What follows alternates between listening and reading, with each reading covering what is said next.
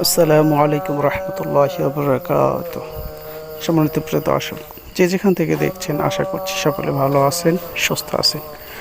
আজকের গুরুত্বপূর্ণ আমলটি হচ্ছে, আমরা যদি ধনী হতে চাই, আমাদের অভাবকে যদি দূর করতে চাই, আমাদের সংসারের মধ্যে যদি সচ্ছলতা ফিরে আনতে চাই, তাহলে আজকের আমলটি আমাদের জন্য।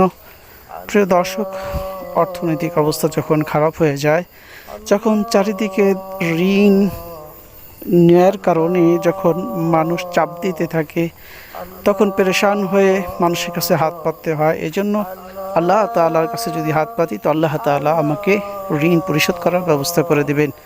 সম্মানিত প্রিয় দর্শক, এক সাহাবী নবী করিম সাল্লাল্লাহু আলাইহি সাল্লাম যে আমলটি হযরত আলী রাদিয়াল্লাহু তাআলা আনহুকে শিখিয়েছেন, তো হযরত আলী রাদিয়াল্লাহু তাআলা আনহুর কাছে এক সাহাবী এসে সাহায্য চাইল।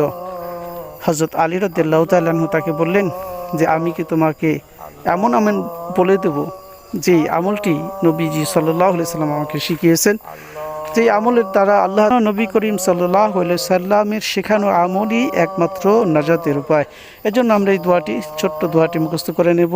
দোয়াটি হচ্ছে, আল্লাহুম্মা কফিনি বিহালালিকা আন হারামিকা ওয়া আগনিনি বিফাদলিকা আম্মান সিওয়াক। এই দোয়াটি আমরা 100 বার পাঠ করব।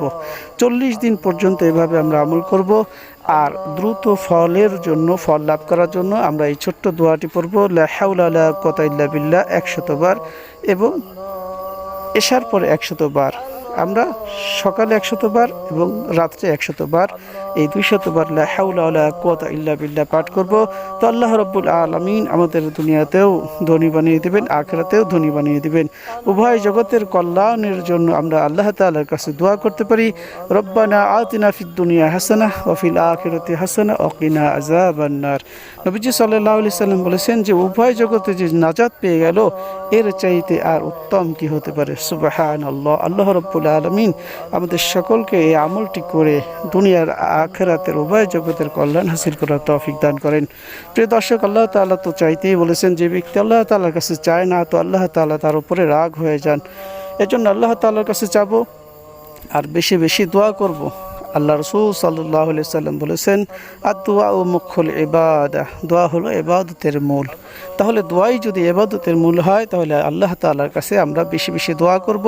কমপক্ষে 10 মিনিট আমরা আল্লাহ তাআলার কাছে ধনী হওয়ার জন্য দোয়া করব, তো আল্লাহ তাআলা আমাদেরকে দুনিয়াতে ধনী বানিয়ে দেবেন। আমিন।